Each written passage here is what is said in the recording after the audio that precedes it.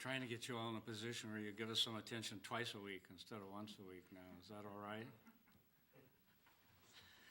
Not really. Thank you for coming an extra time this week. We want to talk a little bit more today about the Taking Charge public engagement process, and I think you all realize that during our 7 years in office, the administration has sought the opinion of the public out there to help us make better decisions. These efforts have helped educate the public about the challenges we face as an administration, and going in the other direction, it helps city leaders understand what the public expects from city government. What we've learned over the last 7 years of the Taking Charge engagement is that survey takers are quite serious about the choices they're asked to review. They recognize the survey as their opportunity to help shape the policies that impact their lives, and that's why they commonly seek out additional information and ask tough questions. It's proving to be no different this time with those residents who are taking the current survey on public safety financing. They're thinking about the issues and they're asking good questions. They're asking about the emergency radio system, its expense, how long they expect it to last, and the various alternatives to the system. They're inquiring about the fire stations, about what happens when those fire stations are closed, and more detail on how the city responds to emergencies. I obviously want City Hall to be responsive to these concerns. So among other things, I've asked our Public Safety Director, Tom Cassidy, to join us today and to start to address some of those questions. So Tom, why don't you come on up here and tell us what you've been hearing from the public. Thank you, Mayor. The input we're getting on the survey includes a lot of comments, and people in the comments are asking questions that are very similar to the questions that I've heard when I've been speaking to groups about these proposals over the past couple of years.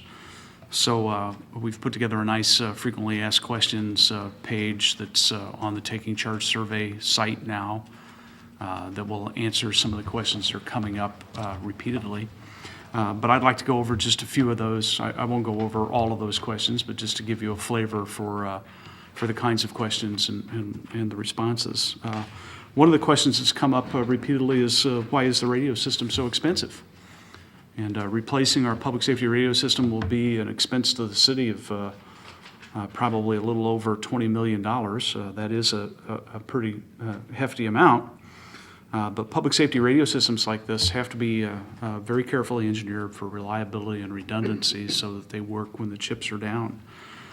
For example, the towers and the shelters of the buildings at the tower sites have to be constructed to high standards, and these sites need to include things like backup power and uninterruptible power supplies, generators.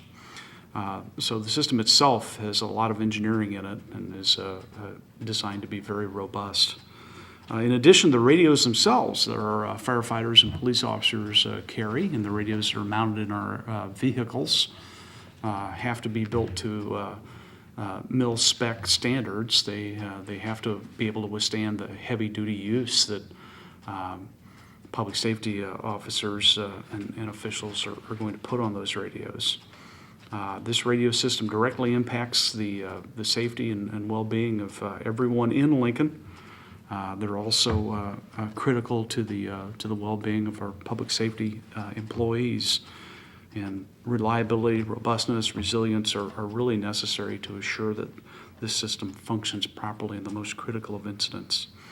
And although $20 million plus is indeed a lot of money, sometimes it helps to put it in perspective.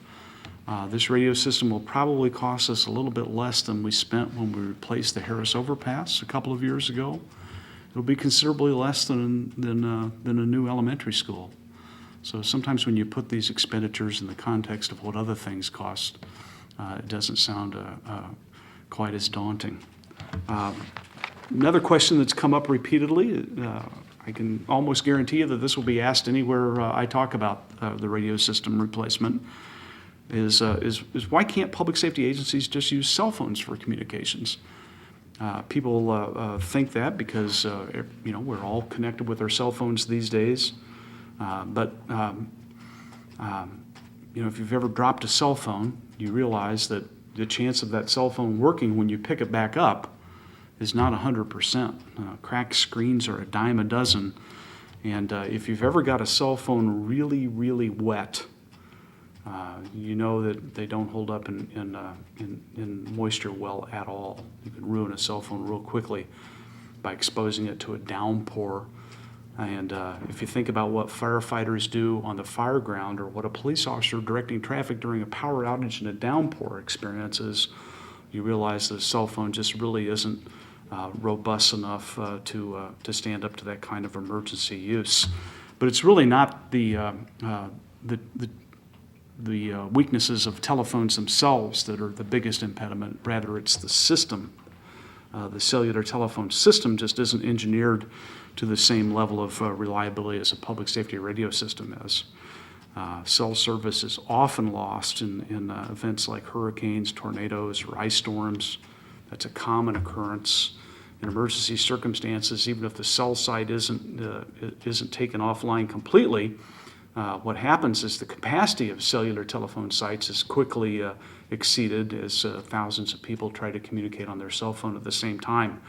If you've ever been to a large event like a Nebraska football game, you probably have experienced a situation where you couldn't get a cell phone call made because the system capacity simply wasn't adequate to handle the demand. I just experienced this on Friday when I left the County City building. I was trying to make a cell phone call here in downtown Lincoln, and apparently the site that my phone was associated with was already over capacity. So it's a fairly common situation. In fact, experience around the country, including here in Lincoln, shows that when you most need that critical communication, that's when a cell phone network is least likely to be able to deliver the communication. Our best example here in Lincoln happened 17 years ago on October 25th, 1997, when we experienced an early snowstorm here in Lincoln. It was an unusual fall that had been quite warm like it is this year, and the trees still were fully leafed out when that snowstorm hit, a wet, heavy snow. It took power out for tens of thousands of people in Lincoln. Our landline telephone systems here were seriously compromised because of the number of down limbs and lines. And cell phone networks were simply overwhelmed as everyone tried to use their cell phones on a communication system that had problems of its own with power and other kinds of situations that arise in an emergency like that.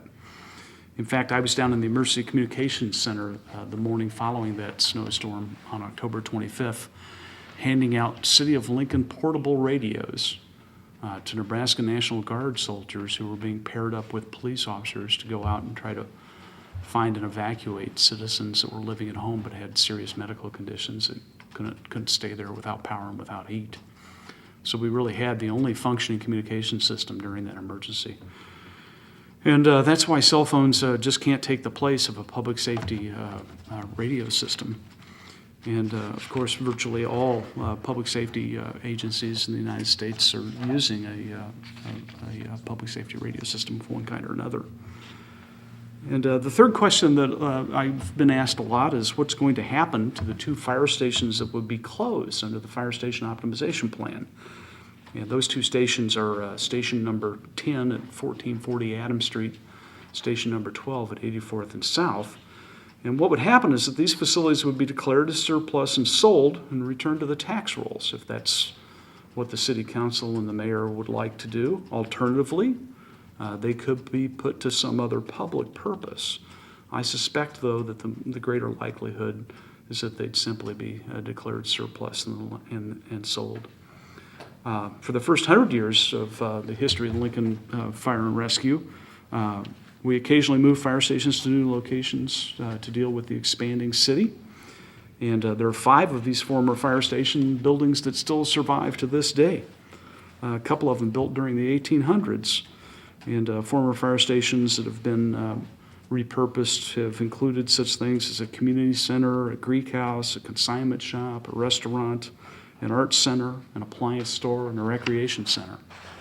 We've already had a little bit of interest expressed in one of those locations, so I'm reasonably confident that both of these parcels would have some potential buyers if we chose to sell those. So these are examples of questions that have been asked repeatedly and that we've heard on the survey, and we hope that this document provides people with some answers to those common questions. Thank you, Mayor. Am I right in that, in addition to answering some of the off-asked questions today and meetings like this, you'll also be responding to questions online? Yeah, absolutely. As more questions come up that we hear that are asked commonly, and we'll probably make some additions to these frequently asked questions. And really happy to hear from any citizens with questions that we can answer. It's great to have that level of engagement from people. These are all good questions, and they're all things that we want to make sure we communicate well with citizens about. Okay, I know you may have some questions, but before that, let me just appeal to citizens out there to, if they haven't had the opportunity to take the survey yet, to take a little time and get acquainted with the issues and help us out. They can go to lincoln.ne.gov and look for the hot box in the center of the page, and they'll be right there where they can pass on how they feel about things. You know, in addition, while citizens are there, they have the opportunity once again to participate in Open Lincoln, where you can interact with other Lincoln citizens on the issue and on these issues that you've heard today and many other issues related to the public safety financing. So we're listening and looking forward to hearing what everybody thinks. Questions? Have you had, not to put you on the spot, but have you had any really unique question that was pretty thought-provoking? You haven't had it, I know you've been visiting a lot of different events, I've seen several already, but anything new come up that has kind of been a surprise? No, not really, Gene. I think the questions are just remarkably similar from group to group. People that haven't talked to one another, when they hear about these proposals, seem to have the same kinds of questions. My problem is, you know, I think I've been doing a lot of speaking about this, but you can go to a lot of groups of 20 people or 100 people, and you're still touching just a tiny fraction. So the great thing about the online survey and online resources is that they're available to, you know, a much broader audience. The Sticking Charge survey has been around for 7 years, correct? Can you give us kind of an idea of this year, have you received more questions than the previous 6 years, or is it pretty much kind of steady as the other, I guess, questions? Is it more questions this year than previous years is what I'm kind of asking? You know, Rick Hoppy on my staff has been responsible for setting these up, and he's probably more prepared to discuss that question than I am in terms of the relative popularity. I know, obviously, by holding this press conference, there is a signal that we hope more people will participate. I think there's about 600, and there'll be considerably more than that by the time the period ends. But we don't want people to neglect to do this because they think it doesn't matter, because in fact it does matter. We base decisions on it. So the history of the matter, I'll let Rick speak to it. Thanks, Mayor. Keep in mind that previous surveys have largely revolved around the budget, so the issues tend to be the same, and we typically answer those questions in smaller doses because there were a number of repeats. This year it seems like we've had a lot more questions because the subject has changed now to public safety. There's a lot more involved. As Public Safety Director Cassidy pointed out, there are a number of issues that people are curious about that don't have a common place to go for the answer. So I'd say we've seen a lot more traffic on questions than we have in the past. How long does the survey go? Pardon me? How long does the survey go? Another 3 weeks. Another 3 weeks.